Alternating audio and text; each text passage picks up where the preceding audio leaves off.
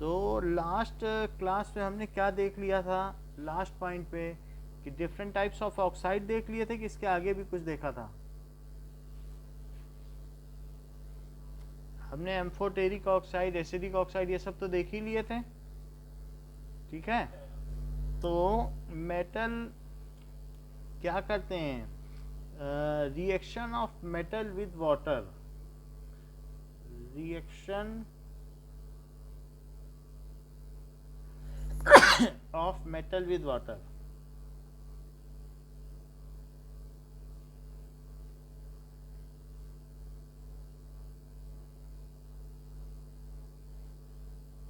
Some metal react violently with water. ठीक है, सो सम ऐसे मेटल हैं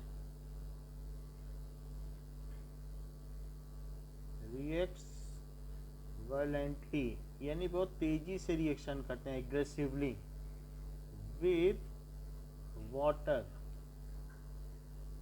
इवन दे रिएक्ट, या these metals react with cold water,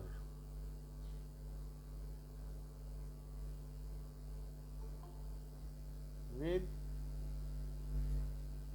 cold water।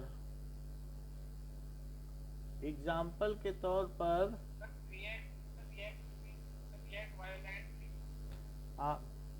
सब मेटल ऐसे हैं जो हैं, कुछ ऐसे मेटल्स हैं जो रिएक्ट करते हैं एग्रेसिवली, वायलेंटली का मतलब है बड़ी तेजी से आग तक निकाल देते हैं, ऐसा भी करते हैं। सो और कुछ ऐसे मेटल हैं और इवन कोल्ड वाटर से भी वो रिएक्ट कर लेते हैं, जैसे कि ये कहा जा सकता है कि हाँ, जैसे लिकबा सल ना का, ये सब हो गए, ये है। Others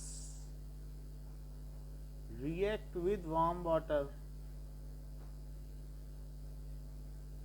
warm water, for example लिक्वा सरनाका, मग अल मनजन, फिर and while some reacts with cold water steam. कुछ ऐसे भी हैं, कुछ ठंडे पानी से कर रहे हैं, कुछ गर्म पानी से, कुछ को भाप चाहिए। While some reacts with steam,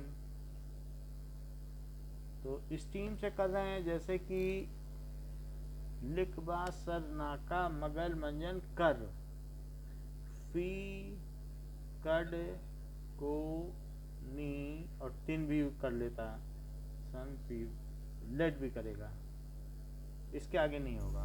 और while others react with no form of water, इसके नीचे जैसे गोल्ड है, बकवाई तो और कॉपर है। While rest do not react with water,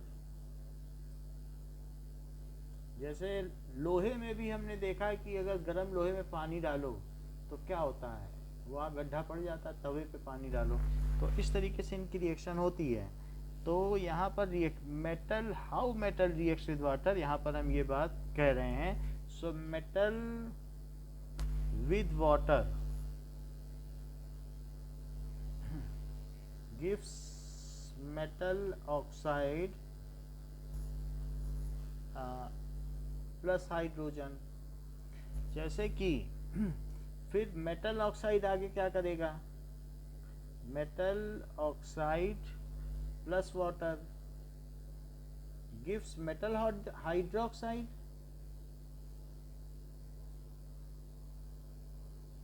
तो ये इनकी जनरल टेंडेंसी है। मान लीजिए इन दोनों को हम देखें, अगर K को मैं वाटर से रिएक्ट कराऊं तो क्या होगा, कुछ तो सिंपली KOH बना लेते हैं सीधा सीधा, तो K2O के साथ ही साथ वो बना लेंगे, K2O का मौका नहीं मिलता है तुरंत। वायलेंटली का मतलब दोनों रिएक्शन एक साथ हो जाती हैं, तो K अगर H2O के साथ रिएक्ट करे तो KOH बन जाएगा और हाफ H2 बन जाएगा, फिर 2 से मल्टीप्लाई कर दो, so that is 2K plus H2O। जैसे हमने देखा नहीं था पोटेशियम को पानी में डालते हैं तो क्या हो जाएगा, क्या हाइड्रोजन गैस निकलेगी और जो बन जाएगा वो क्या होगा, KOH बनेगा। लेकिन जो KOH होगा क्या उसमें हाथ डाल सकते हैं कि नहीं डाल सकते,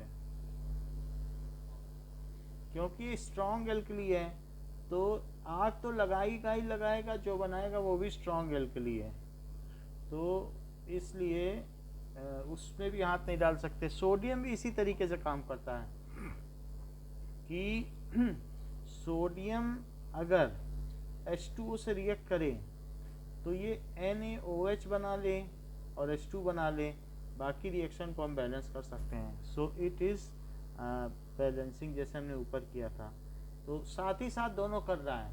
वैसे हम ये भी कर सकते थे कि Na2O पहले बनाते और हाइड्रोजन निकालते फिर वाटर से करते, बट ये दोनों रिएक्शन एक साथ हो रही है। अब देखो क्योंकि इतना मौका नहीं मिलता, दोनों एक साथ ही हो जाती है किसी किसी रिएक्शन में। जैसे यहाँ पर आप देखिए Ca कैल्शियम 2H2O जो इमर्सन रॉड पे जमा हो जाती है, दैट इज़ कैल्शियम। अगर उसको मैं रिएक्ट कराऊँ वाटर से तो ये भी CaOH होल ट्वाइस बना लेगा और H2, तो ये भी एक साथ ही कर रहा है, क्योंकि जो कोल्ड वाटर से करते हैं वो एक साथ ही कर लेते हैं। तो कैल्शियम ने इससे रिएक्ट किया और हाइड्रोजन गैस निकाली। इन सब में जो ऊपर की रिएक्शन है उसमें क्या होगा, liberated heat, due to liberated heat hydrogen catches fire. इन सब में क्या होगा, ड्यू टू लिबरेटेड हीट, जो हीट निकलेगी उससे क्या होगा, H2 कैचेस फायर, फ्लेम आती है कि नहीं, दिखाया गया है। और इसमें भी हीट लिबरेट है, विथ साउंड भी होता है। साउंड का तो उतना नहीं है, फ्लेम तो आती है। अब देखो इसमें भी ये भी एक्सोथर्मिक है, हीट निकलती है। सो इट इज हीट निकलेगी, आग नहीं पकड़ेगा लेकिन हीट निकलेगी, उतनी विग्रस रिएक्शन नहीं है। नाउ बुक कहती है magnesium does not react with cold water, magnesium react with hot water. तो अगले इस पेज में लिखा हुआ है कि मैग्नीशियम हाइड्रोजन के साथ कैसे रिएक्ट करता है। हमारे में थोड़ा सा धुंधला प्रिंट है लेकिन आपके में लिखा होगा does not react with cold water and it reacts with hot, वैसा हॉट वाटर। तो अब देखिए, अब अगर कभी भी सृजन कैल्शियम को पानी में डालेंगे तो कैल्शियम तैरने क्यों लगता है, बताओ। सृजन पता नहीं है कि नहीं है, नहीं तो सृजन, हाँ हाँ बोलो।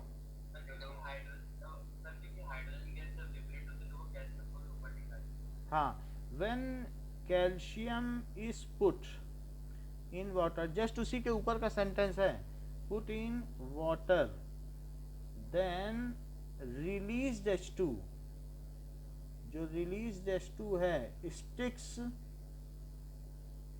with calcium, वो कैल्शियम से अटैच हो जाती है and calcium starts floating, इसलिए वो तैरने लगता है, उसके सरफेस से वो स्टिक हो जाती है। बाकी आगे बताया गया metals like aluminium zinc and do not react with cold और hot water, they but they react with steam. तो एल्यूमिनियम आयरन एंड जिंक की बात की गई है। So these are aluminium iron and zinc, इसको भी हटा दिया गया है, यानी एल्यूमिनियम भी हटा दो, ये तीनों ही हटा दो। अब यहाँ पे ये स्टीम से करेंगे, कौन कौन से रिएक्ट विद स्टीम, तो अब यहाँ पे लिखो कौन कौन से, एल्यूमिनियम मैग्नीज, एल्यूमिनियम के आगे वाले सारे, एल्यूमिनियम मैग्नीज और zinc, they react with steam, book कहती है ऐसा होता है। तो एंड ये पहली वाली रिएक्शन तो देते हैं, दूसरी नहीं देते हैं। देखो ये तीन हटा दिए और ये इसमें डाल दिए, कह रहा है स्टीम से रिएक्ट करेगा, जिंक हो, स्क्रीन पॉज है, ओके।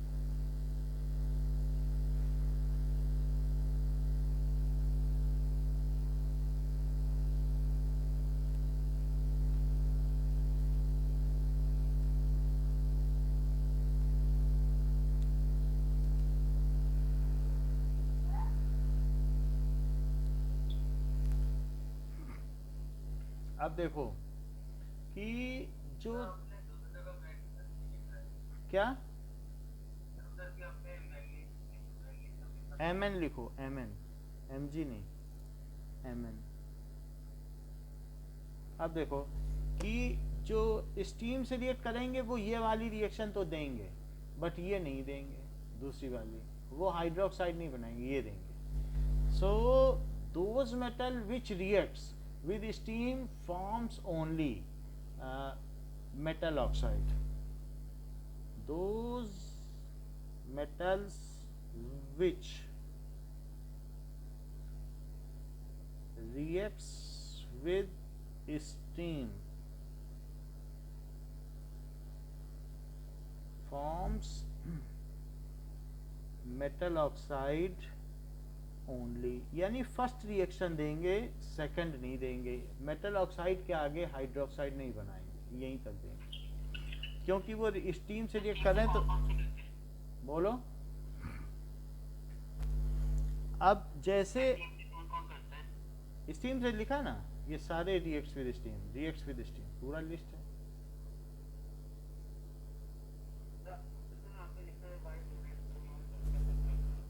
अब वाइल रेस्ट उसके आगे वाले नहीं, पूरी लिस्ट है ना आपके पास, लिकवा, सरनाका, मगल, मंजन, कर, फीकट, कोनी, सन, पी, भ, कुआई। तो H2 के बाद कोई नहीं रिएक्ट करता है, समझ आई बात कि नहीं?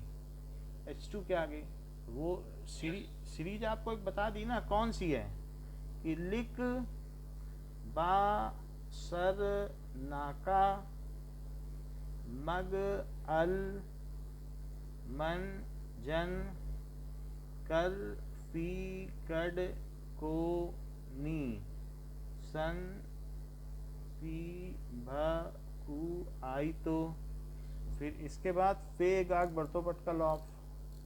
तो फे, हगाग, बर्तो, पट, कल, ऑफ। इसमें यहाँ तक हाइड्रोजन है, फिर रेफरेंस पॉइंट है, हाइड्रोजन एक मिड पॉइंट है, और हाइड्रोजन के ऊपर यहाँ तक अगर आपने ले लिया ये, तो ये कोल्ड वाटर है। यहाँ तक क्या है, कोल्ड वाटर से रिएक्ट करते हैं और हाइड्रोक्साइड बनाते हैं। सिर्फ Mg के मैग्नीशियम किससे करता है, क्या वार्म वाटर से?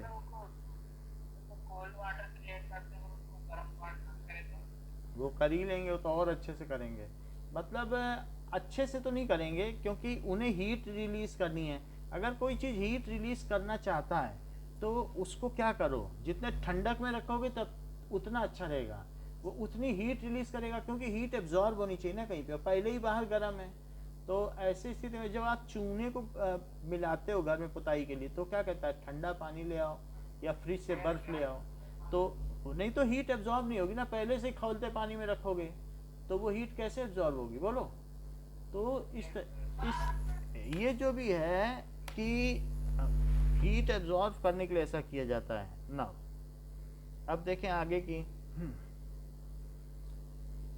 एक minute.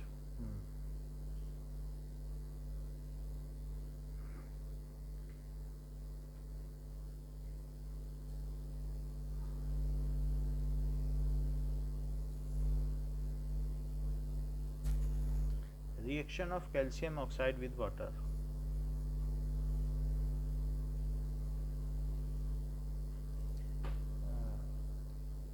Reaction of calcium oxide with water. अच्छा अब देखो, हाँ कैल्शियम, कैल्शियम का बुक में क्या लिखा है अभी हम देख लेते हैं। ठीक है, reaction of is less violent, the heat evolve, देख लेंगे जैसा भी होगा, इतना वो नहीं है। तो ये सब किससे करेंगे, स्टीम, क्या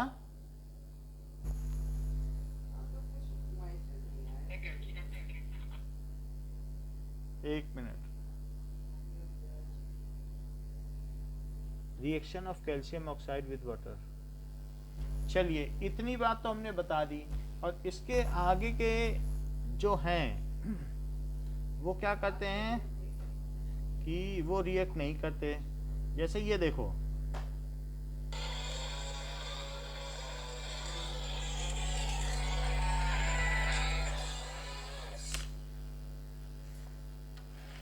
अब हमने इसमें क्या है कि कुछ पानी डाल दिया है क्विक लाइन में, ठीक है। तो अब ये रिएक्ट कर रहा है, लेकिन आप बाहर भी पानी डाल दिया है, तो थोड़ा सा क्या है, जब इसमें पानी डालेंगे तो हीट निकलेगी, और क्या उसके बाहर भी चाहिए, ये एक तरीके की स्टीम निकल रही है, बाहर का पानी भी उबलने लगेगा। Late us see what happens. Bubbles निकल रही, लेकिन तो ये देखो बॉइलिंग टाइप हो रही है।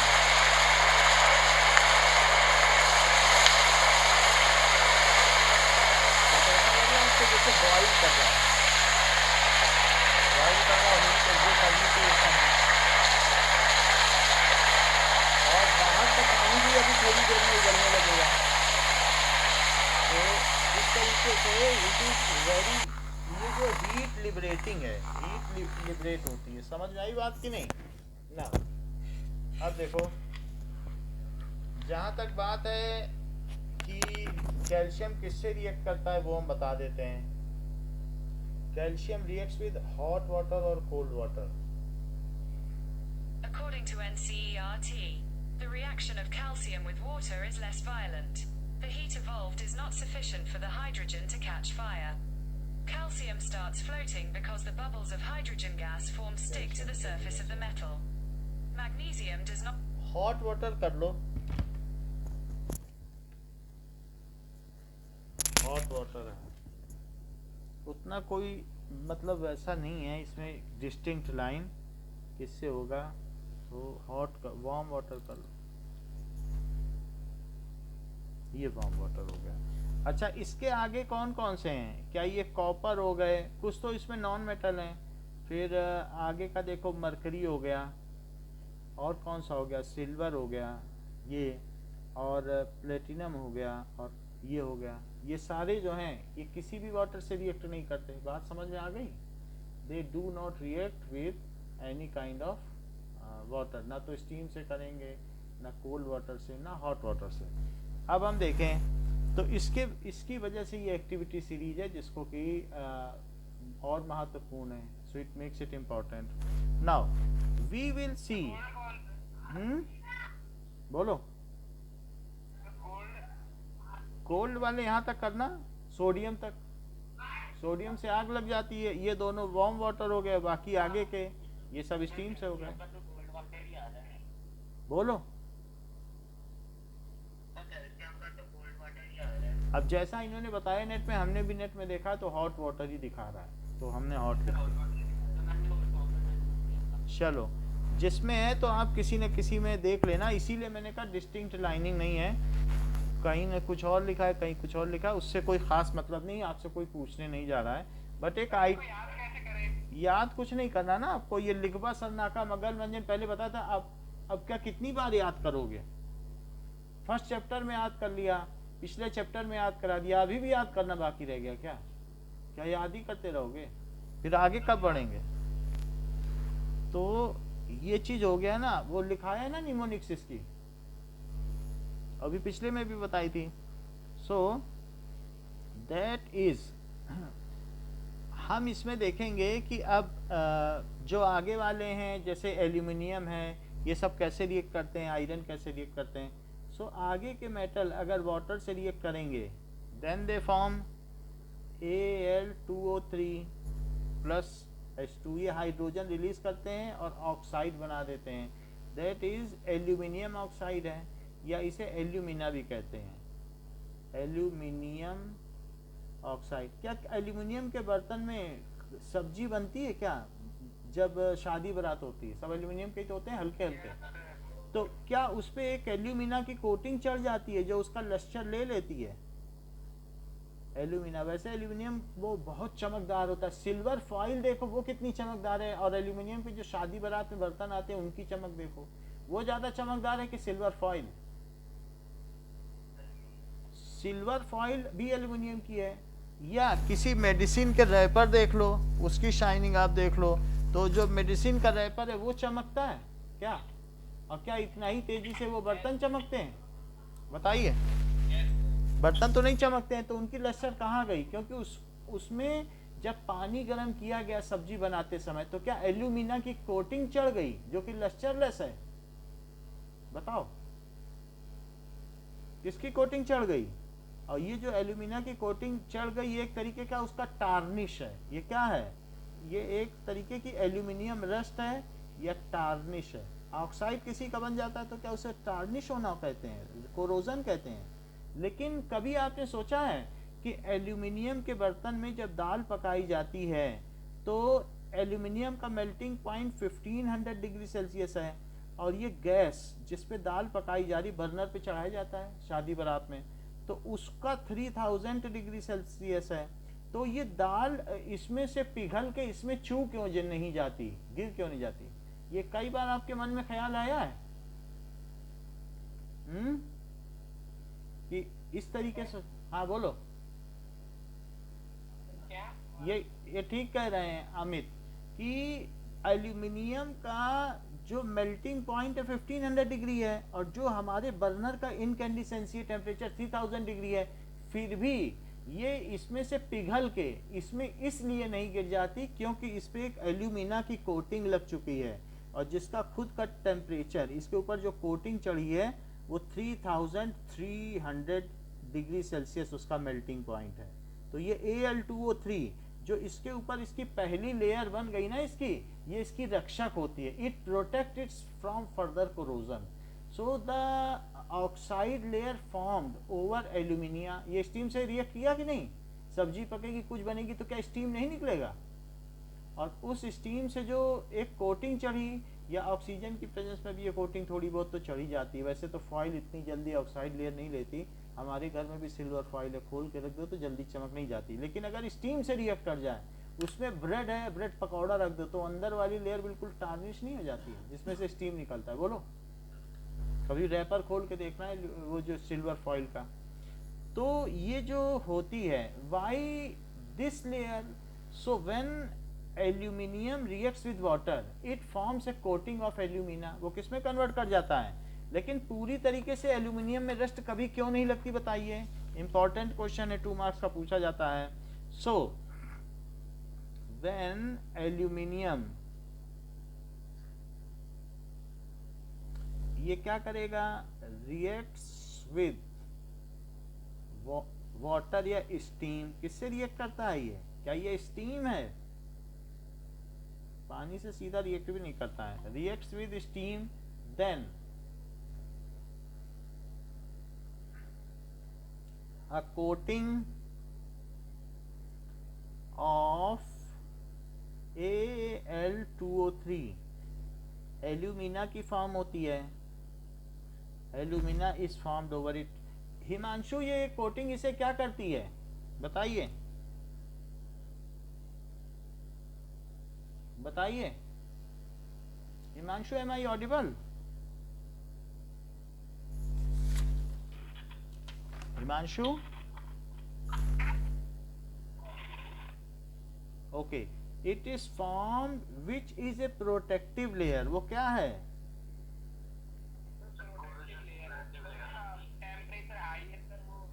Layer whose melting point, temperature नहीं हाई है, गलत वर्ड नहीं यूज करो, और लोग भी सब बैठे हुए हैं। So is a protective whose melting point is 3300 degree Celsius which is above incandescency of burner, ठीक है। एंड ये प्रोटेक्टिव लेयर है, तो और whose melting point is this. इतनी बात समझ में आ गई? ओके अब देखो, तो इसलिए it prevents aluminium from further corrosion. Anything want to ask? बोलो। इट फ्रॉम फर्दर कोरोजन, पूछ लो, कुछ पूछना है तो हम बता देंगे। तो Fe के बारे में भी यही बात कही गई है कि ये तो हमने एल्यूमिनियम से इसकी रिएक्शन करा दी, और इसको बैलेंस कर लो तो 2Al लिख लो, और Al2O3 है तो 3 यहाँ होना चाहिए, और ये बैलेंस हो गई। अब अगली रिएक्शन देखो, अगर Fe से रिएक्शन कराएंगे, डोसे के तवे पे अगर पानी डाल दिया तो क्या भाप बन जाएगा? और ऐसी स्थिति में ये स्टीम से रिएक्ट करेगा, क्योंकि ये रेड हॉट है। तो रेड हॉट में अगर आपने ये डाल दिया तो भी रिएक्ट कर जाएगा, पानी डाल दो, स्टीम डाल दो तो भी रिएक्ट कर जाएगा। तो ऐसी स्थिति में क्या होगा कि now it react to form Fe2O3, इससे ये बन जाता है। जस्ट एक मिनट,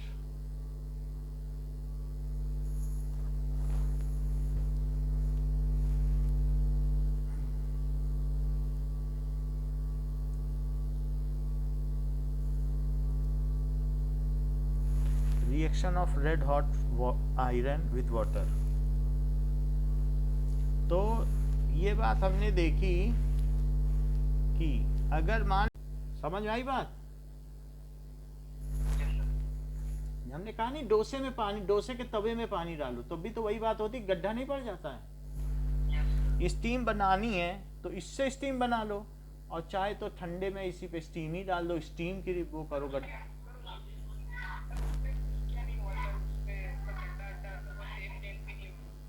डेंट नहीं पड़ा, उसका जब मास किया जाएगा या कुछ भी किया जाएगा तो वो क्या होगा कि दैट सम गेट डिसॉल्व। गड्ढा नहीं पड़ा, उसका शेप ऐसा चारों तरफ से रिएक्शन हो रही, कोई एक पर्टिकुलर सरफेस एरिया पे तो हो नहीं रही है, तो उसका अगर आप टोटल मास वॉल्यूम सब निकालोगे तो कम हो गया होगा। अब देखो एक रिएक्शन आपकी बुक में दी है 3.3, फिगर देखो कि ये रिएक्शन है, यानी अगर आपने मेटल सैंपल, कभी ऐसा देखा है कि गांव में एक लालटेन होती है उसमें फिलामेंट लगता है, ऐसा देखा है? बीच में जलता रहता है, वो मूंगफली बेचने वाला भी रखता है ये ऐसा फिलामेंट, वो और इस तरीके से रहता है, वो रखे रहता है और वो जलता रहता है बिल्कुल ये ऐसा। तो वो जो फिलामेंट है वो तरीके का ग्लास वूल है। ग्लास वूल का मतलब है कि वो it is a kind of fibre, वो ये कार्बन से बना हुआ है, कार्बन स्टील इसको कहते हैं, कार्बन स्टील। इसको कितना भी गर्म कर दो तो इट इज ग्लास वूल। तो ग्लास वूल का फिलामेंट होता है, उसको बार बार में बदल दिया जाता है। तो ऐसा ही ग्लास वूल ले लो, ग्लास वूल में आग नहीं पकड़ती है, कभी वो मेल्ट नहीं होता, बहुत हाई मेल्टिंग पॉइंट होता है। जैसे बर्तन रगड़ने का झावा नहीं होता स्टील का, जिससे बर्तन मांजे जाते हैं, देखा है? तो उसी तरीके से एक ग्लास वूल भी होता है, that I can show you how glass wool looks like. तो वो चीज हम आपको दिखा देते हैं कि how glass wool looks like. Just एक मिनट।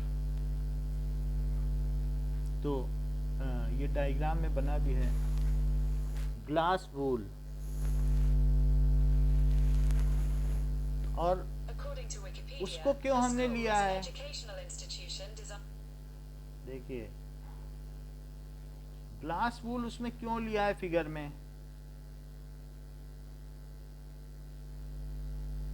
तो कई बार इस तरीके से भी आपने देखा होगा,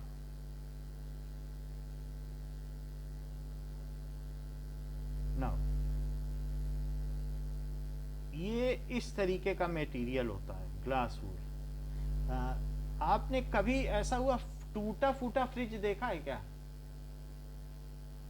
अंदर जो उसके, ये फ्रिज के अंदर की वो होती है पैकिंग, ये ग्लास वूल है। हाँ येलो कलर का होता है, जब फ्रिज तोड़ते हैं, वॉशिंग मशीन तोड़ते हैं तो अंदर से निकलता है। तो इस तरीके का रहेगा ग्लास वूल। तो ये चीज होती है, और ये इंसुलेटिंग मटेरियल है और इसमें आग भी नहीं पकड़ती, ऐसा नहीं कि आग पकड़ ले। तो अब अगर हम इस तरीके का मटेरियल है जो कि ग्लास वूल है, उसको कई कई तरीके से दिखाया गया, उसके रोल होते हैं और कई कई चीजें होती है, it is all glass wool. तो ऐसा ही ग्लास वूल मतलब एक थोड़ा सा ऐसा होगा, ग्लास वूल ही है वो, उसमें आग नहीं पकड़ेगी। अब उसके नीचे बर्नर रख दो और उसमें पानी से थोड़ा उसे गीला कर देना और बर्नर रख दो, तो क्या उससे स्टीम बनने लगेगी। और मेटल का एक गोल गोल पूल रख दो, क्या छल्ला। तो इसको आपने किस में सोक किया बताइए, ग्लास वूल को। Glass wool soaked in water, पानी में इसको वो भिगा दिया क्या, सोक्ड इन वाटर। और ये क्या है, मेटल वायर। तो मेटल वायर लो और फिर इसके बाद यहाँ पर एक कॉर्क लगा दो या डॉट।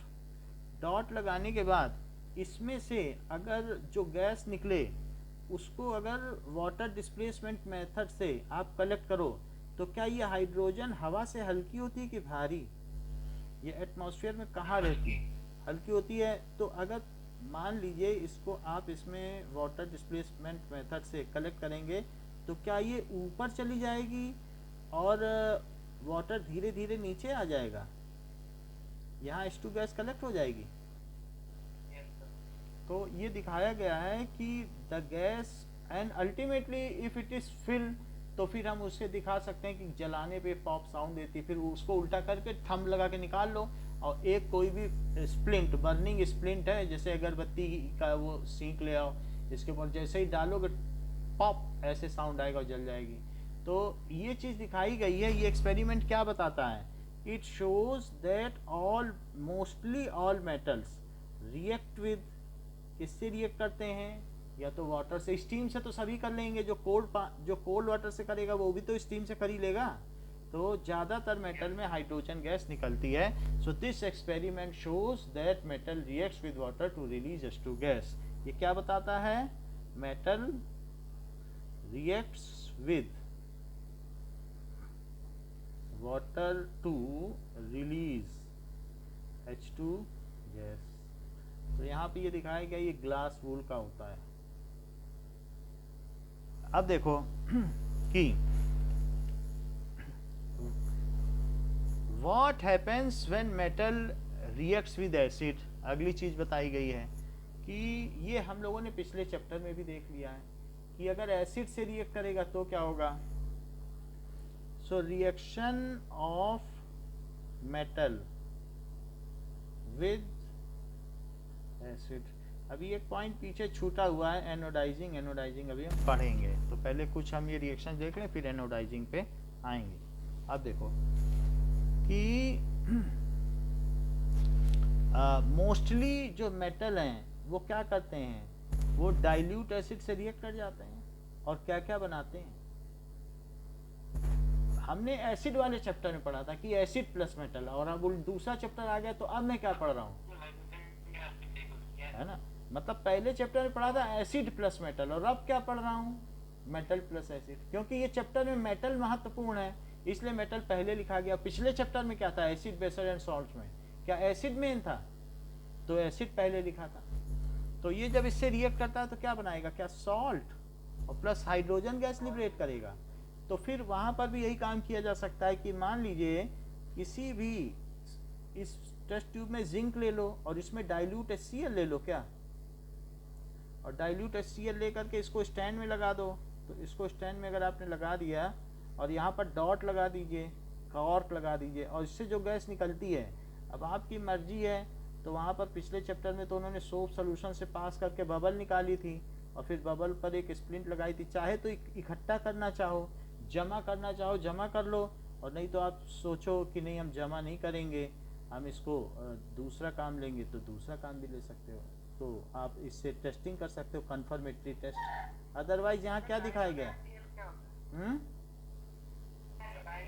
मतलब हाइड्रोक्लोरिक एसिड में पानी डाल दो, हाइड्रोजन क्लोराइड गैस पानी डाल दो तो डाइल्यूट HCl एसिड है। तो जिंक में हमने इसको मिला दिया तो यहाँ क्या कलेक्ट हो गई, H2 कलेक्ट हो गई कि नहीं। और ये कौन सा मेथड है, क्या वाटर डिस्प्लेसमेंट मेथड है, मेथड, जल प्रतिस्थापन विधि मेथड।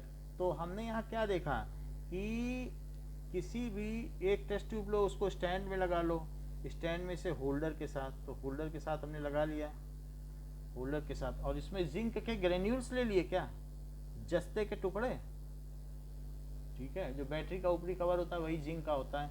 जिंक के तो बड़े यूज हैं, तो जिंक हमने आपको दिखा भी दिया था। तो अब इसमें से जो H2 गैस आ रही है, जैसे कि इसका रिएक्शन क्या होगा, जिंक प्लस डाइल्यूट HCl, तो आयुष क्या बनेगा, बोलो, Zn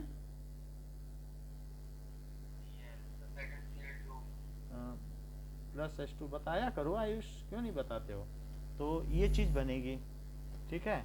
so we see when metal reacts, अगर Na रिएक्ट कर जाए तो क्या होगा, Na रिएक्ट HCl से सीधा कर जाएगा तो 2,2 ले लो, तो ये NaCl बना देगा। क्या ये सब सॉल्ट बन रहे हैं और H2, ठीक है। तो इस तरीके से मेटल रिएक्ट करते हैं। राइट इक्वेशंस कह रहा है, मैग्नीशियम की रिएक्शन लिखो HCl से रिएक्शन में, और एल्यूमिनियम की रिएक्शन कर लिखो, तो HCl से कह रहा है इन सब की इक्वेशन लिखो, ठीक है। और आयरन की भी लिखवा रहा है, सो एंड आयरन, जिंक की भी लिखवा रहा है, जिंक की हमने लिख दी, आयरन की। तो आयरन के साथ 2HCl लिखना सृजन, जैसे हमने बताया था कि हाइड्रोजन के ऊपर है तो वो +2 की वैलेंसी देगा। तो इन तीनों को आयुष कंप्लीट करो, और नेक्स्ट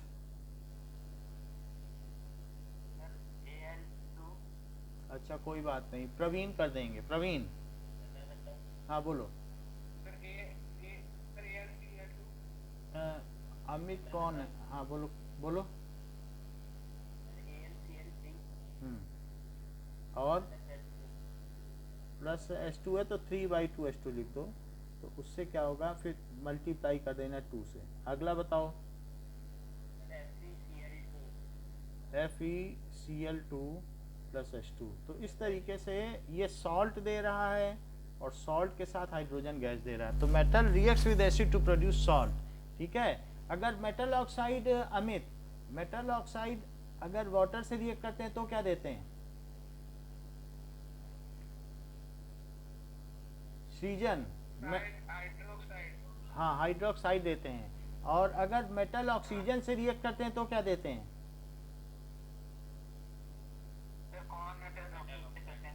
मेटल अगर ऑक्सीजन से रिएक्ट करते हैं तो क्या देते हैं, मेटल ऑक्साइड। नाउ सृजन कौन कौन से ऐसे मेटल है जो ठंडे पानी से रिएक्ट करते हैं,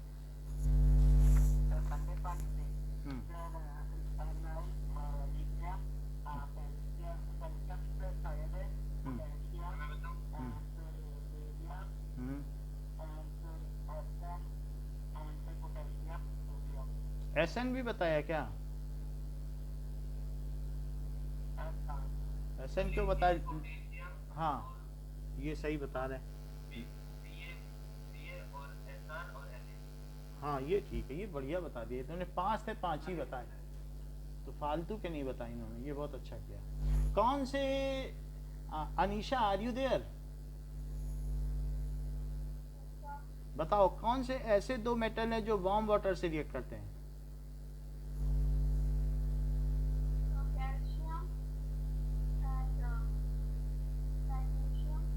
मैग्नीशियम। और कौन से ऐसे मेटल्स हैं जो स्टीम से रिएक्ट करते हैं,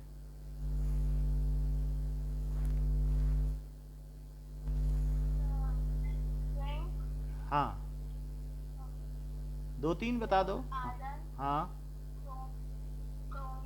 हाँ बस, इससे ज़्यादा नहीं। कौन से ऐसे मेटल हैं जो जो वाटर के किसी भी फॉर्म से रिएक्ट नहीं करते,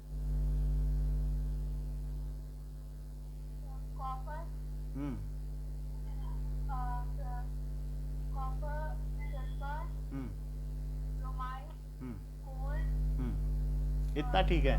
अब देखो, इतना अच्छा बता दिया आपने। अब आगे देखिए कि hydrogen gas is not evolve when metal reacts with nitric acid. इन्होंने कुछ और भी चीज़ें कही है कि अगर मान लो कि जिंक ने HCl से रिएक्ट किया, ईशान आर यू देयर, अगर ये है और HNO3 तीनों से रिएक्ट करवा रहा हूँ, क्या तीनों एसिड है, अच्छा क्या इन तीनों में साल्ट प्लस हाइड्रोजन बनेगी, ये अच्छा बताया। क्यों, क्योंकि अच्छा तो फिर किस में नहीं बनेगी, लो इन्होंने तो पूरा बता दिया। इन्होंने बता दिया कि इस केस में तो बनेगी और इस केस में क्या बन जाएगा, बनेगी। और इस केस में फिर बताओ अस्मित, इसमें क्या बनेगा? आप अगर इतना ही आप बताते हो, ये ठीक है। इन्होंने कहा कि जैसे जब इससे रिएक्ट करेगी, सो देन HNO3 के साथ में ये ऐसा नहीं देगा, क्योंकि ये एक HNO3 ऑक्सीडाइजिंग एजेंट है। ऑक्सीडाइजिंग का मतलब क्या होता है? इसमें ऑक्सीजन रिलीज होती है, तो ऑक्सीडाइजिंग एजेंट है। इसमें से ऑक्सीजन खूब है, 3 की ऑक्सीजन है, और ये आसानी से रिलीज भी होती है। तो ये जिंक के साथ ZnO बना देगा। H2 निकलेगी, हम ये नहीं कह रहे कि नहीं निकलेगी, लेकिन जो H2 निकलेगा कहेगा वो तो ऑक्सीजन लेके गया, अरे तुम कहाँ जा रहे हो, तुम भी तो ऑक्सीजन लेके जाओ, मैं ऑक्सीजन लेके बैठा हूँ बांटने के लिए, तुम लोग लिए ही नहीं जा रहे हो। So whatever hydrogen is liberated, that is immediately converted into water। और खुद क्या बना देगा? इसने H2O बना दिया, ZnO बना दिया। अब इसके पास क्या बचा? क्या NO बचा? तो ये 2NO बना देगा, तो सारी ऑक्सीजन पूरी हो गई क्या? तो देखो कितनी हो गई, 2NO2, तो अभी पूरी हो गई। तो या तो ये NO2 बनाता है या NO बनाता है। वाई? तो देखो सेंटेंस समझिएगा। When metal reacts with nitric acid, ये MCQ का क्वेश्चन है। When metal reacts with HCl, H2SO4 या कुछ भी आपके मन में आ रहा है, HBr, HI या एसिटिक एसिड, जो भी मन में आ रहा है वो सभी बातें सही हैं। Then it liberates, it forms salt and liberate, क्या लिबरेट करेगा? H2। but if metal reacts with किससे रिएक्ट करे? HNO3, then hydrogen is not liberated, H2 is not liberated, as whatever H2 is liberated is immediately converted into water। क्योंकि HNO3 क्या है? is oxidizing agent। oxidizing agent का क्या मतलब होता है? हाँ बिल्कुल सही, दूसरे को ऑक्सीजन पकड़ा दे और अपने से निकाल दे, ऑक्सीडाइजिंग एजेंट। सो इट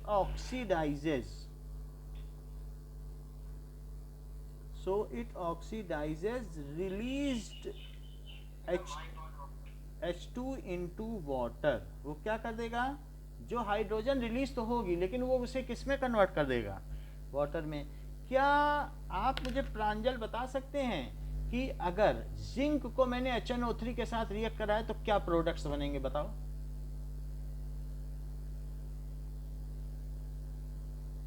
प्रांजल, कुणाल, आप बताओ। वेरी 2 हाँ ये सही। तो इस तरीके से and self get converted into N2O, NO and NO2। इसको तो इसमें बदल देगा, and along with salt self get reduced to, खुद रिड्यूस हो जाएगा। किस में रिड्यूस हो जाएगा? या तो N2O में, या NO में, या फिर किस में? NO2 में। ये बात समझ में आ गई? तो अब जरा देखें reaction of metal with nitric acid. अब हम देखें कि यहाँ पर हम रिएक्शन देख लेते हैं कि जब मेटल रिएक्ट करते हैं नाइट्रिक एसिड के साथ तो क्या क्या होता होगा। जैसे अगर Ag है, Ag रिएक्ट कर लेगा, Ag HNO3 के साथ रिएक्ट कर लेता है, तो क्या बनाएगा कि AgO तो नहीं बनाएगा, ये AgNO3 बनाता है। Ag कभी O के साथ नहीं बनाएगा। Ag या तो सिल्वर सल्फाइड बनाता है या सिल्वर नाइट्रेट बनाएगा। सिल्वर का ऑक्साइड बहुत रेयर है। अच्छा, यहाँ 2 लगाओ। अच्छा, H2 निकलेगा क्या? वो भी ऑक्सीजन में बदल जाएगा? बताओ। वाटर बना देगा। अब क्या बचा, एक AgNO3 ले लिया और एक H2O ले लिया, तो बचा क्या, देख लो, आपका NO लगाओ, NO2 होगा तभी पूरा होगा, क्योंकि 3 4 5 6 हो रहा है कि नहीं, समझ में आई बात कि नहीं। तो इस तरीके से ये इससे रिएक्ट करता। NO3 nitrate ion, silver nitrate, nitrate ion है, यानी Ag प्लस और NO3 minus, nitrate ion. Nitrate क्या चीज बताओ, नाइट्रेट के सॉल्ट हैं, तो नाइट्रेट के सॉल्ट हैं, लेकिन सिल्वर का सॉल्ट है ना नाइट्रेट के लिए। तो यहाँ हम देख रहे हैं कि when it reacts with this, तो इस तरीके से बनाता है। तो मेटल रिएक्ट करके अलग अलग तरीके से देते हैं। ओके, नाउ अब हम देखें नेक्स्ट कि गोल्ड एंड प्लेटिनम, गोल्ड और प्लेटिनम किस एसिड से रिएक्ट नहीं करते, बोलो, gold and platinum metal, platinum, ये सही बता रहे हैं, मेटल डज नॉट रिएक्ट। लो, इन्होंने तो बिल्कुल प्रिसाइज कर दिया, हम तो लिखने जा रहे थे पहले ही बता देते हैं, कितना अच्छा ज्ञान है इनका। They do not react with any acid, क्योंकि सो दीज आर कॉल्ड, इसलिए इन्हें क्या कहा जाता है, नोबल मेटल्स, इसलिए इन्हें क्या कहा जाता है, नोबल। लो, कितना अच्छा बता दिया, ये किसने बताया, ये श्रेयान ने।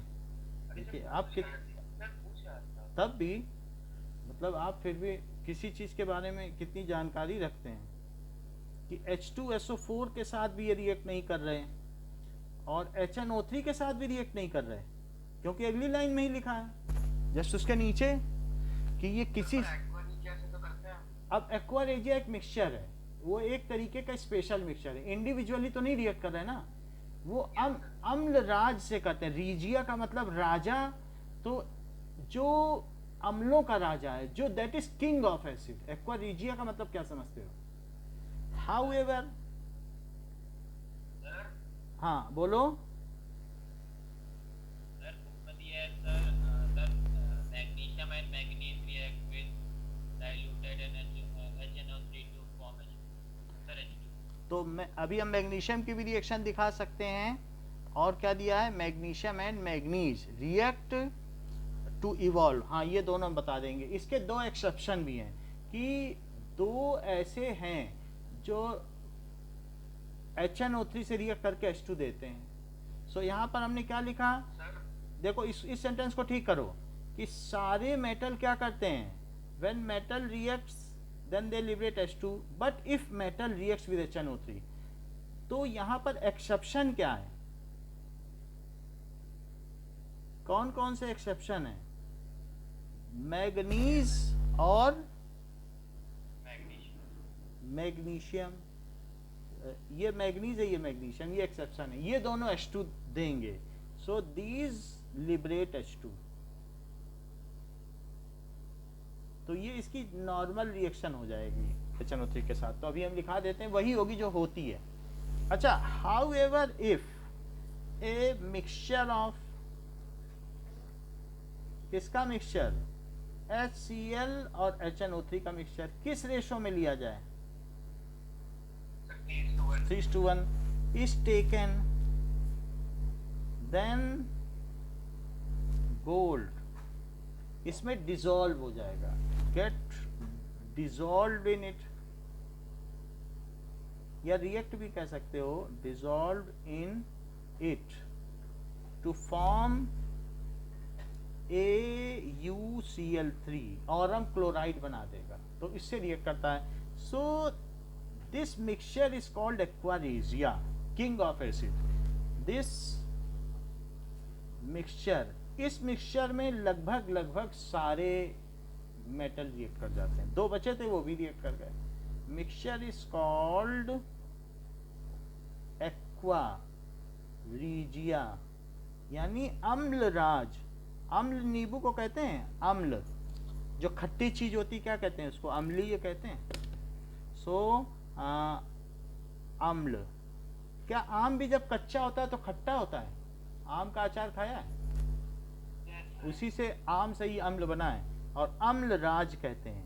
अम्ल राज का मतलब अम्लों का राजा, यानी king of citrus food, king of acids. Acids तो सिट्रस होते हैं ना, खट्टे, तो इसे अम्ल राज कहते हैं। It is called aqua regia. जरा देखो कि अगर मान लीजिए गोल्ड प्लस एक्वा रीजिया हो, ज़्यादा रिएक्शन इसमें हमें बतानी नहीं है, then it will form AuCl3 plus other compounds, कुछ भी होगा।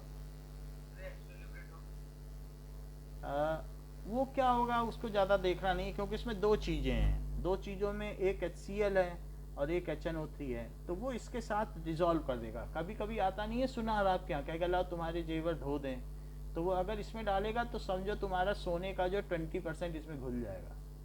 तो चीटर्स होते हैं ऐसे, वो क्या करेंगे, तुम्हारे सामने डालेंगे, उनके सोल्यूशन में गोल्ड पहुंच जाएगा, फिर बाद में वो उसको एक्सट्रैक्ट कर लेंगे।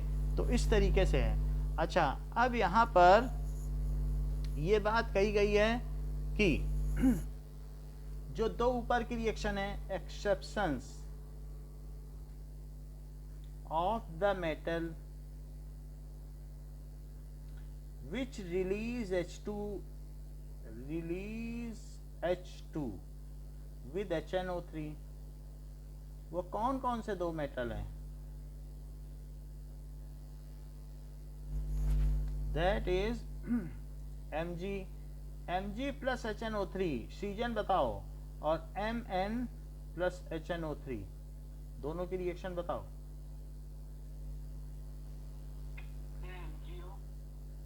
MgO, हाँ, MgNO3 और प्लस H2, और इससे बताओ NO3 ट्वाइस प्लस H2, ये चीज़ हो जाएगा। ठीक है। कई बार ऐसे, ये जरूरी नहीं कि यही रूट हो, कई बार क्या होगा, ठीक है, NO3 का होल ट्वाइस 2NO2, जो भी हो यही है। ठीक है, एक मिनट में चेक कर। Reaction of magnesium and manganese with nitric acid, तो ज्यादा क्लियर होगा, यही बन रहा है। ठीक है ना, समझ में आ गई बात? तो वही चीज है। अब हम आगे की बात कर रहे हैं। एक्वा रीजिया का मतलब समझ गए ना, रॉयल वाटर। इसे क्या कहते हैं, बुक में क्या कहा गया है, रॉयल वाटर। क्योंकि वो लोग अपने गोल्ड, इसलिए क्योंकि जो राजा लोग थे इसी में क्विकली अपने गोल्ड के मुकुट को या किसी चीज को जल्दी से धुलवा देते थे, जिससे फिर शाइनिंग आ जाती थी। ज्यादातर उन्हें तो सोने का कुछ वो नहीं रहता कि घाटा हो जाएगा, तो जो रानियां होती थी ज्यादातर इसी का इस्तेमाल करती थी। उसको ज्वेलरी को घिसना और ये सब काम ना करके वो इसी में डिसॉल्व कर लेती थी। तो इवन प्लेटिनम, सिर्फ गोल्ड ही नहीं, platinum also reacts with royal water. Platinum also reacts with royal water. देखो जो भी होता है ना, it is so fuming HNO3, मैं दिखा रहा हूँ ये कितना खतरनाक है। इट इज ऐसा खेल वाला नहीं है, हाईली कोरोसिव है। अगर HNO3 रखा है ना तो ऐसे उसमें से फ्यूम्स निकलते हैं। So do not play this. HNO3 is a dangerous acid, तो अगर ऐसे रखा रहेगा तो उसमें फ्यूम्स निकलते रहेंगे। So better it is advised not to handle. समझ में आई बात? देखो कैसे धुआं निकल रहा है बोतल से।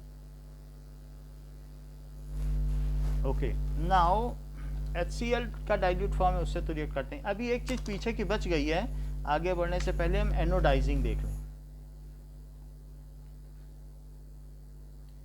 किसी को ये बात पता है? पेज नंबर पे ये पेज नंबर 42 निकालो। किसी को ये बात पता है एल्यूमिना क्या होता है?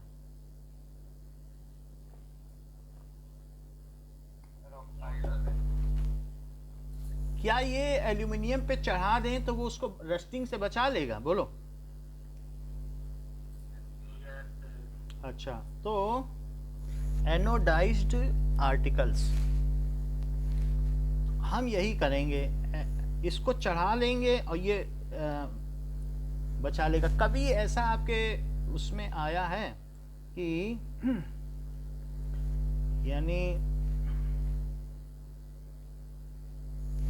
ये देखो कि ऐसे आर्टिकल देखें, चाबी का छल्ला, ये ऐसा है? कभी नहीं आया। तो ये एल्यूमिनियम का होता है, ऐसे लिंक होते हैं बहुत सारे। और इतना ही नहीं, जो एनोडाइज्ड आर्टिकल होते हैं, बाजार में भी बड़े अच्छे अच्छे स्कल्पचर्स और बहुत अच्छी अच्छी चीज़ें मिलती हैं जो डेकोरेटिव होती हैं और सब एनोडाइज्ड होती हैं। ये इस तरीके, उसमें कलर्ड होते हैं एनोडाइज। तो ये जो चीज़ें हैं कि कोई भी टूल्स में भी एनोडाइजिंग की जा सकती है या बहुत सारी ऐसी चीज़ें हैं, तो दे लुक वेरी अट्रैक्टिव। तो चाहे लॉक हों तो वो एनोडाइज्ड हो जाते हैं। हम आपको मालूम नहीं है, लेकिन बाजार में ना जाने कितनी चीज़ें हैं जो एल्यूमिनियम की हैं, लेकिन टूल्स हैं या कुछ हैं। और ये देखो, ये नट बोल्ट हैं, तो इनको एनोडाइज किया गया है। इनका क्या पर्पज़ है, क्यों एनोडाइज करते हैं? एनोडाइज्ड का मतलब है उस पर Al2O3 चढ़ा देना। अब हम ये देखें हम करें कैसे। मतलब coating of Al2O3 on aluminium articles is called anodising. पहले डेफिनेशन समझो, क्या चीज़ बताई हमने अभी? Al2O3 बताया था कि नहीं, कि जब एल्यूमिनियम स्टीम से रिएक्ट करता है, ये दिखाया था। तो बताओ, एल्यूमिना बनाता है Al2O3, बताया था कि नहीं? ये लस्टरलेस होता है, मतलब टार्निश्ड होता है, ये बात बताई थी। इसमें वो चमक नहीं है। आप क्या सोचते हो कि इसमें अगर देखो तो इसमें एक एल्यूमिनियम का भी पड़ा है, क्या उसमें वो चमक है क्या? देखो, वो थोड़ी है जो आपके उसमें होती है सिल्वर फॉइल में, है वो चमक? बताओ, वैसी शाइनिंग नहीं है। तो हमने उसका लस्टर हटा दिया, लेकिन इसे एक डेकोरेटिव आर्टिकल के तौर पर दे दिया। इसकी डेफिनेशन समझो। What is anodising? That is coating of, किसकी कोटिंग? अभी हम पूरा प्रोसेस बता रहे हैं, आप सिर्फ डेफिनेशन देखो। Al2O3 on aluminium articles,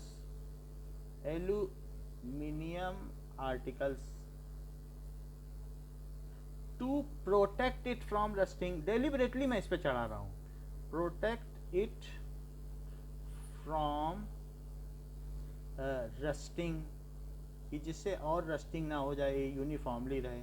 and have a sober look, sober या डिसेंट लुक या decorative look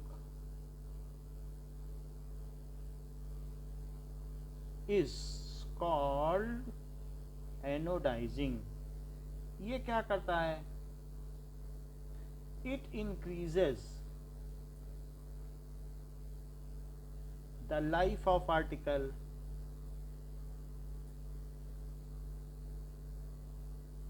and the process is called anodization।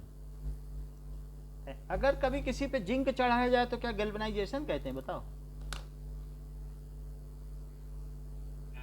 पहले चैप्टर में पढ़ा था कि नहीं? रस्टिंग से बचाने के लिए जिंक की कोटिंग कर दो, जिंक पोत दो। अब जरा देखो कि इसको हम क्या करेंगे। नाउ एक क्लीन एल्यूमिनियम आर्टिकल को एनोड बना दो, तो सबसे पहले, अभी हम इसका वीडियो भी दिखाते हैं, बट अभी पहले समझो चीज को। जो चीज आपके पास है, यहाँ एनोड है, इसमें हुक लगा हुआ है, इसी में लटका दो। आपको क्या है? एक एल्यूमिनियम की चीज है, चाहे एल्यूमिनियम की रिंग हो या, अभी बता रहे ना। अब जब एनोड बना दो, हमने कहा ना, तो जब तक आप समझोगे नहीं, आपने पूछा एनोड पे क्या लटका है, तो हमने बताया ये है। तो अब समझोगे तो सब चीज़ समझ में आ जाएगी कि यहाँ पर हमने इलेक्ट्रोलिसिस कर दी सोल्यूशन की, और जहाँ पर एनायन जाए उसे क्या कहते हैं बताओ? एनोड कहते हैं। मतलब भाई वो सब ठीक है, लेकिन आप ये देखो ना, हमने इसे एनोड बना दिया, जहाँ एनायन जाए वो एनोड है। एनायन जाएगा तो कैथोड कैसे कह दोगे? दूसरे को मिसगाइड मत करो अगर आपको आता है तो, है ना। दूसरे बच्चे अभी कच्चे हैं, आप तो तेज हो। तो अब जैसे ये प्लस है, ठीक है, सबका फायदा सोचो, अपना ही मत सोचो। तो हमने इसे डाइल्यूट H2SO4 में डाल दिया। H2SO4 क्या होता है? और ये एल्यूमिनियम प्योर है, और ये डाइल्यूट H2SO4 है, यानी 15% H2SO4, 85% वाटर। 15% H2SO4 और 85% क्या है? वाटर। और ये क्या है? Al है। अगर तुम ये सोचो एल्यूमिनियम को मैं इसमें डाल दूं तो क्या होने वाला है? क्या एल्यूमिनियम उतर जाएगा? कहेगा कि ये मैं अपने इलेक्ट्रॉन छोड़ के उतर जाऊंगा। समझ में आई बात कि नहीं? सो इसमें धीरे धीरे एल्यूमिनियम उतरने लगता है। एंड जैसे क्यों उतरने लगता है? क्या इसमें 2H प्लस है, और ये क्या है? दैट इज SO4 2- है। तो यहां से एल्यूमिनियम उतरेगा, Al3+ उतरेगा। और ये चीज है, और एक और चीज है, कई चीजें इसमें हैं। एल्यूमिनियम उतरेगा, एल्यूमिनियम के उतरने से कोई मतलब नहीं है, एल्यूमिनियम नहीं भी लेना है, एल्यूमिनियम को छोड़ दीजिए। अभी बता रहा हूँ, ये देखो, अभी मैं पूरी बात बता रहा हूँ। ये देखो कि इसमें आप किसी और चीज को ले लो, इसमें आप ले लो ग्रेफाइट, ग्रेफाइट ले लिया, और इसमें H2SO4 डाल दिया। H2SO4 के साथ क्या क्या है? क्या पानी भी है? तो H+ होगा, और OH होगा, और साथ में SO4 होगा। इसके अलावा कुछ होगा क्या? बताइए। अब ये पूरा क्या प्लस है? बताओ, पॉजिटिव है। OH को क्या कहते हैं? क्या एनायन कहते हैं? और H+ को क्या कहते हैं? कैटायन। तो OH कहाँ जाएगा? OH कहाँ जाएगा बताइए? जहां एनायन जाए, where anion goes that is called, बताइए, where anion goes is called anode. Anode. अच्छा, ये मुझे बताओ, क्या ये आर्टिकल एल्यूमिनियम का है और इसके ऊपर एनोडाइजिंग करनी है? तो एल्यूमिनियम का आर्टिकल और इसके पास OH लगातार जाता जा रहा है क्या? इसके ऊपर कौन सा जा रहा है? फिर से बताएंगे, पर जितना समझ में आता है समझो, और सरल तरीके से पूरा प्रोसेस समझ लो, फिर शॉर्टकट में बताएंगे। क्योंकि ये पॉजिटिव है, पॉजिटिव बनाए कि नहीं बैटरी से, और इस पर कौन जाएगा? OH। और इसमें सल्फ्यूरिक एसिड क्यों डाल दिया? जिससे वाटर डिसोसिएट हो सके। अगर एसिड नहीं डालोगे तो पानी डिसोसिएट आसानी से होता नहीं है, तो थोड़ा सा एसिड डालना पड़ता है, उसको एसिडुलेटेड वाटर कहते हैं। अब हमने OH डाल दिया, OH जा रहा है। अगर मान लीजिए इसमें 4 OH गए तो क्या होगा? Al2O3 बना दे। क्या बना दे? Al2O3। तो कितने की जरूरत पड़ेगी? अब बाकी फिर निकल जाए तो आप 6OH लो, 6OH। तो अब जरा देखो, फिर क्या 3H2O बन जाएगा? और यहाँ कितने निगेटिव चार्ज है? बोलो, 6 है ना। एक OH पे कितना निगेटिव चार्ज होता है? तो 6OH पे कितने निगेटिव चार्ज होंगे? 6। तो क्या आपने 6 इलेक्ट्रॉन ये यहाँ छोड़ देगा? छोड़ देगा, क्योंकि यहाँ 6 निगेटिव, यहाँ 6 निगेटिव। तो एल्यूमिनियम पे किसकी कोटिंग लग गई? ऑक्सीजन की। वाटर निकल के फिर सोल्यूशन में आ गया, और साथ में इलेक्ट्रॉन इसने छोड़ दिए। यही इलेक्ट्रॉन जब इसने इस पे छोड़ दिए तो ये इलेक्ट्रॉन अब कहाँ चलेंगे? जो 6 इलेक्ट्रॉन छोड़े हैं ये इधर चलेंगे, ये, और यहाँ पर इलेक्ट्रॉन आ गए। अब यही इलेक्ट्रॉन आ गए तो क्या यहाँ H+ जाएगा और उन्हीं इलेक्ट्रॉनों को रिसीव कर लेगा? बोलो, क्योंकि इधर H+ जा रहा है और इधर कौन जा रहा है? OH। 6 वाटर मॉलिक्यूल को तोड़ोगे तो क्या बनेगा बताओ? क्या 6H+ बनेंगे और 6OH बनेंगे? तो 6 OH उधर जा रहे हैं तो इधर भी कितने जाने चाहिए? 6 जाने चाहिए। तो बताओ एट कैथोड क्या होगा? ये तो हमने किस पर बताया? क्या एट एनोड हुआ? और एट कैथोड देखो 6H+, वहाँ 6 इलेक्ट्रॉन पहुंच चुके हैं, वो जो उधर से गए वो बैटरी में पहुंचा दिए, और हाइड्रोजन से कहा कि तुम अब H2 बनाओ। H2 कलेक्ट करने के लिए किसका यूज किया जाता है? क्या ग्रेफाइट का? बताओ, इसी पे तो बबल इकट्ठा होगा, हाइड्रोजन गैस। तो ये है। तो इस तरीके से ये एट कैथोड हुआ। अब देखिए कि यहाँ पर एनोडाइजिंग क्या है। एनोडाइजिंग का मतलब है, जस्ट हम इस प्रोसेस को समझ लें कि व्हाट इज एनोडाइजिंग।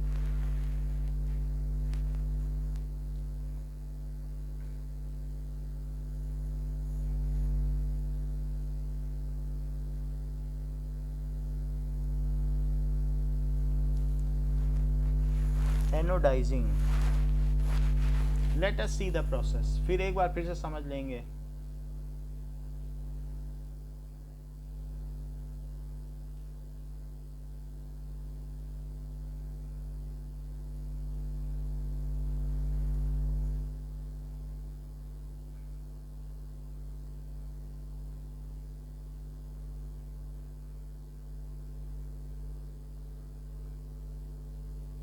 किसी भी चीज को आप एनोडाइज कर सकते हो। ये जरूरी नहीं है कि आप इसी को करें, किसी भी मेटल को कर सकते हो। तो उससे क्या होता है कि दैट इज, ये देखो,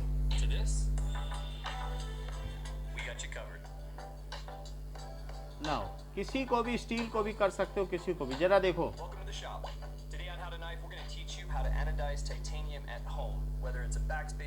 टाइटेनियम को कर रहा है, अभी हम स्टील का भी दिखाएंगे और कैसे कलर आता है वो भी देखेंगे।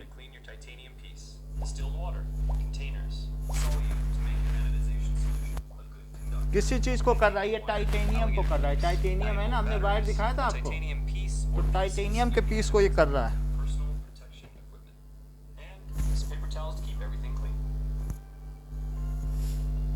थोड़ा आगे देखें,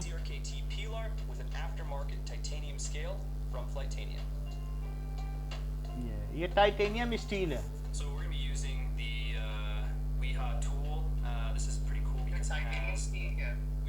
मतलब टाइटेनियम में थोड़ा कार्बन डाल दो तो टाइटेनियम स्टील बन जाए। इसको पहले क्लीन कर दिया। किसी भी चीज में कार्बन डाल दो तो उसको कहते हैं उसकी स्टील, वो फिर कभी रेस्ट नहीं पकड़ती। हमने इसका क्लीनिंग कर दिया।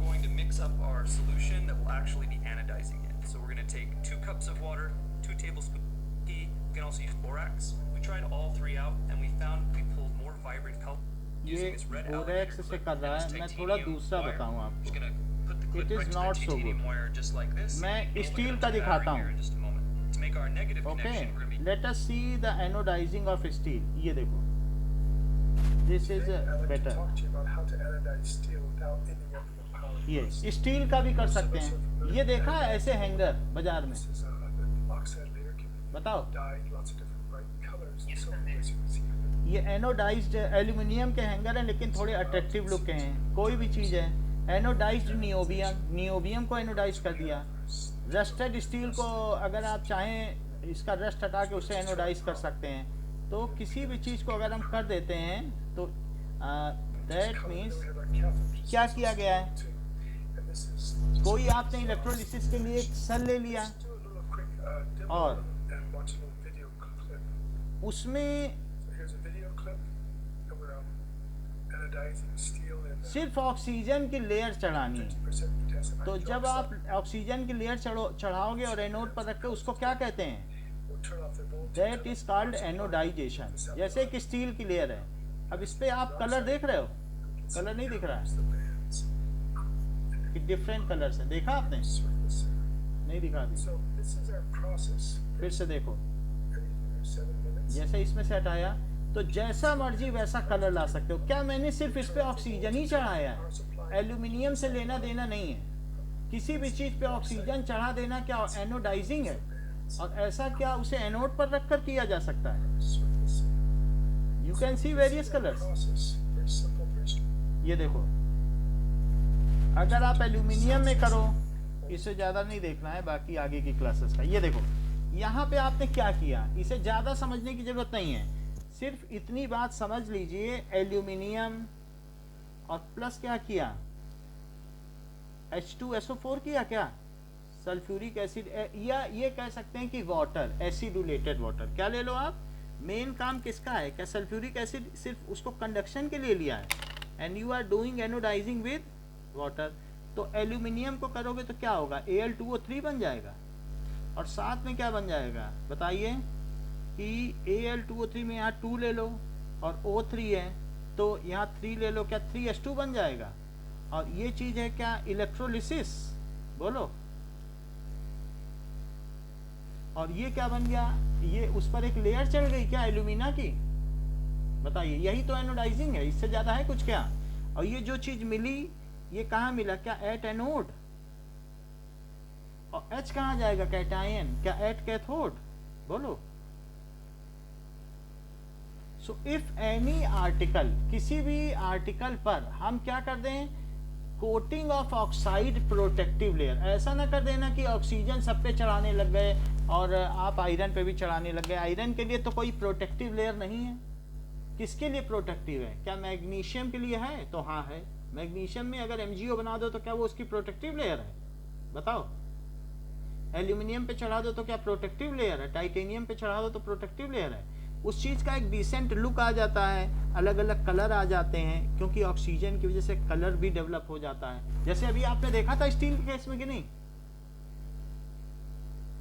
Have you seen that different colours are getting develop, कि फिर से बताएं आपको, नहीं देखा, नहीं देखा तो फिर देख लिया ना। तो इस तरीके से coating of protective oxygen layer, बात समझो, एल्यूमिनियम से इसका कोई लेना देना नहीं है। सो कोटिंग ऑफ Al2O3 भी हटा दो, यहाँ क्या लिख दो, oxide layer. What is coating of oxide layer. वैसे तो हमने इसमें एल्यूमिनियम पे किया है, वास्टली एल्यूमिनियम पे किया जाता है। तो इस कोटिंग, हाँ, ऑक्साइड लेयर किसी पर भी, जैसे अभी आपने उसमें दिखाया है टाइटेनियम का एनोडाइजिंग करना, जिसको एनोड पे रख दो तो ऑक्सीजन उस पे आ जाएगी। ये देखो, या हुआ क्या, क्या ऑक्सीजन आ गई, इसने हाइड्रोजन को छोड़ दिया, बोला तुम लोग हटो और मैं ओ इसके साथ जा रही हूँ। ऑक्सीजन ने यही तो बोला कि और कुछ बोला, भाई 6O था तो इसने 3 इसके साथ रहा, 3 इसके साथ रहा, 3 आ गया इसके साथ। तो क्या इसके ऊपर ऑक्सीजन की कोटिंग हो गई, और क्या इसी को एनोडाइजिंग बोल रहे हो, बोलो। तो क्या बोलोगे, यही मेन रिएक्शन है कि coating coating of oxide layer on any metal, ठीक है। ऑक्साइड प्रोटेक्टिव लेयर लिख दो, protective layer on any metal by keeping it at anode पर रख कर एनोडाइजिंग करो, ठीक है, under electrolysis process is called, उसे क्या कहेंगे, एनोडाइजेशन, एनोडाइजिंग या एनोडाइजेशन। नाउ इस बात को श्रेयान रिपीट करो, What is anodizing? Sir, when the gas from metals goes to anode and that is called anodization. थोड़ा सा और हमें अच्छा चाहिए। अस्मित बताओ,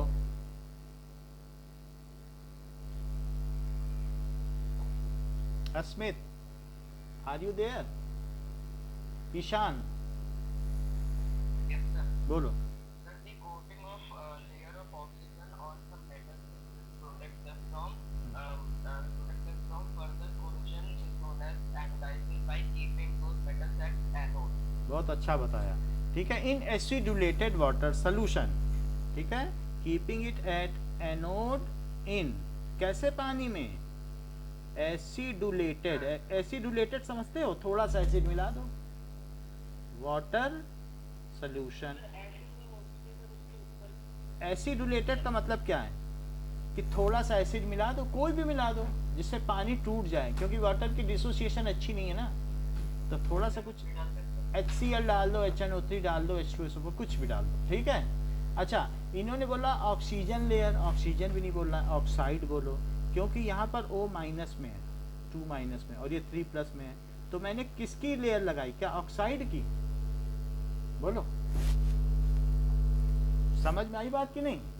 सो coating of oxide layer is called anodising. So aluminium articles और ऑक्साइड ये एनोडाइज्ड फ्रीक्वेंटली, ज़्यादातर एल्यूमिनियम आर्टिकल्स को किया जाता है एनोडाइजिंग टू, एनोडाइजिंग की है oxide layer on aluminium article, बदल दी, ऑक्साइड चढ़ाना है। Titanium, steel, other metals also can be anodised. तो एल्यूमिनियम आर्टिकल्स Al, टाइटेनियम, इसी तरीके से और स्टील का भी एनोडाइजेशन किया जा सकता है, steel can be anodised. Gold silver का नहीं करते हैं, उसको एनोडाइज करके क्या करेंगे, इन्हीं सब का किया जाता है। तो ये चीज़ है, प्रोटेक्टिव ऑक्साइड लेयर होती है, ऐसा किया जाता है। नाउ यहाँ तक हम लोगों ने देख लिया है। Now how do metal reacts with solution from other salt. तो अब हम नेक्स्ट क्लास में देखेंगे कि डिस्प्लेसमेंट रिएक्शन या रिएक्टिविटी सीरीज क्या है। और मैं एक बार फिर से आयुष के लिए लिख देता हूँ, ये जो डिस्प्लेसमेंट रिएक्शन है, तो लिकबा सरनाका मग अल मन जन कर फीकड कोनी, जो पहले वाला मेटल है बाद वाले को उसके साल्ट से हटा देगा, सन पी भकुआई तो फे गाग बरतो पटकल ऑफ, फेह गाग बरतो पटकल ऑफ। हिमांशु टाइम से आया करो, आप ये कोचिंग आपकी विम एंड फैंसी पे नहीं चलती है कि मन मर्जी पर, जैसे कभी भी आ गए कभी भी चल गए, जवाब नहीं दिया, पूछा जा रहा है, ठीक है। तो इट इज लिक बा सर ना का मग अल मन जन कर फी कड को नी, सन पी भू आई तो, फे ह गाग, एक साथ है, फे ह, एच इसके साथ है और गाग इसके साथ है, बरतो, जैसे बरतो है पटकल ऑफ, वैसे आईतो, आईतो का मतलब I2, बरतो का मतलब BR2, और पट कल AUF, बिल्कुल लिंग्विस्टिक है, जो लिखा है जो हिंदी में है वही इंग्लिश में, एक भी शब्द एक भी मात्रा इधर उधर नहीं है, इसलिए इसकी निमोनिक्स ईजियर है। क्या ये मुझे बता दीजिए कि अगर HCl और कॉपर की रिएक्शन कराई जाए सीजन, तो हो पाएगी या नहीं?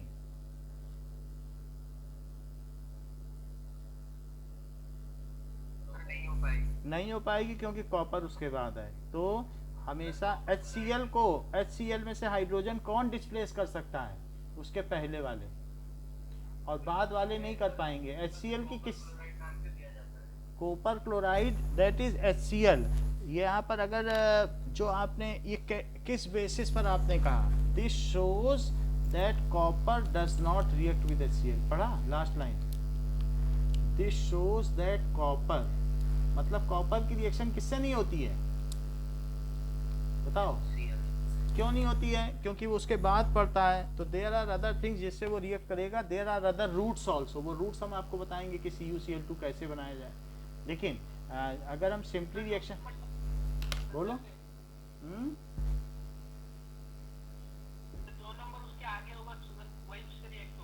जो आगे के मेटल हैं वो HCl में से हाइड्रोजन डिस्प्लेस नहीं कर पाएंगे, जो पीछे जो इधर के मेटल हैं पहले वाले वो डिस्प्लेस कर देंगे, अपना सॉल्ट बना लेंगे, किसी भी आगे वाले को डिस्प्लेस कर देंगे। ये वाला सबके आगे वाले को डिस्प्लेस करेगा, खुद सोल्यूशन में चला जाएगा, खुद इम्प्योर हो जाएगा, उसको हटा देगा, कहेगा तुम प्योर बनो, मुझे इम्प्योर बनने दो। तो सबके साथ यही है। इन दोनों में अगर रिएक्शन होगी HCl और Cu, तो यहाँ पर मतलब अगर H2 है और CuCl2 हो, तो हम ये देख रहे हैं कि हाइड्रोजन को लेके चलो, HCl को ये सब डिस्प्लेस कर देंगे, ये सब नहीं कर पाएंगे। बाकी हम इसके रूल्स अगले में बताएंगे। इसके 4-5 रूल हैं, those rule will be dictated in next lecture. ठीक है, thank you. Thank you, sir. Nice day. Okay, thank you.